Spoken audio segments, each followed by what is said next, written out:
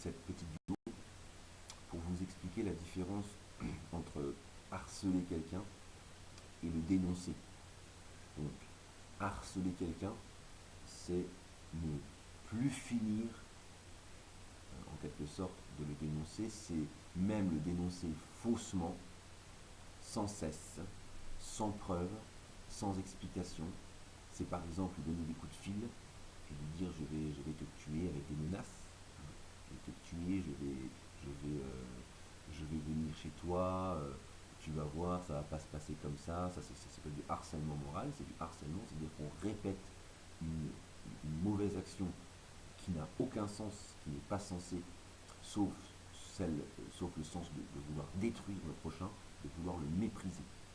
Voilà, sinon ça n'a pas de sens réel, ça n'a pas un sens d'avertissement ou de dénoncement. Et puis, vous avez une autre partie qui est la dénonciation.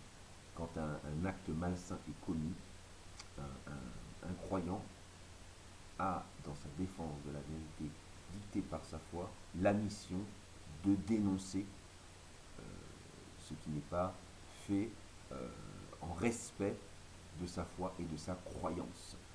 Voilà ce que c'est que la dénonciation.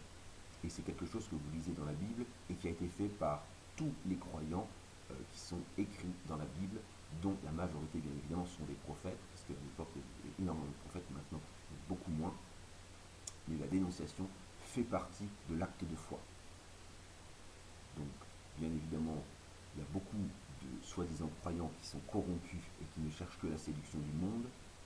Et tous les guides ont bien précisé de ne pas suivre la séduction du monde qui est corrompue par le mal.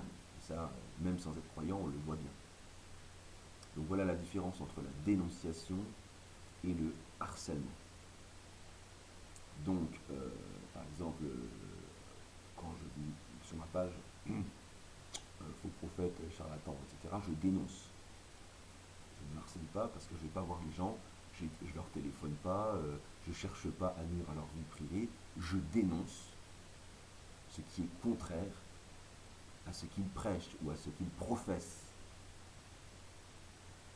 Voilà, voilà donc mon acte de foi. Et c'est un acte de foi, je le précise bien, parce que vous le trouverez ça depuis toujours dans la Bible, ça a toujours existé. Et aujourd'hui, bien évidemment, on est dans une société où il y a tellement peu d'actes de foi qu'il y a une multiplication justement des actes terroristes pour se faire entendre. Pour se faire entendre. Donc c'est sûr que si on bâillonne la vérité et si on la refuse, alors il y a des personnes, il y a des gens qui vont prendre d'autres chemins, qui vont s'égarer, qui vont se perdre pour pouvoir se faire entendre, qui vont se sacrifier. Et là, après, on peut sombrer effectivement dans une espèce de terrorisme, parce que là, on va commencer à rentrer dans les meurtres. Voilà donc ce que j'avais à dire de la différence entre le harcèlement et la dénonciation. Merci bien.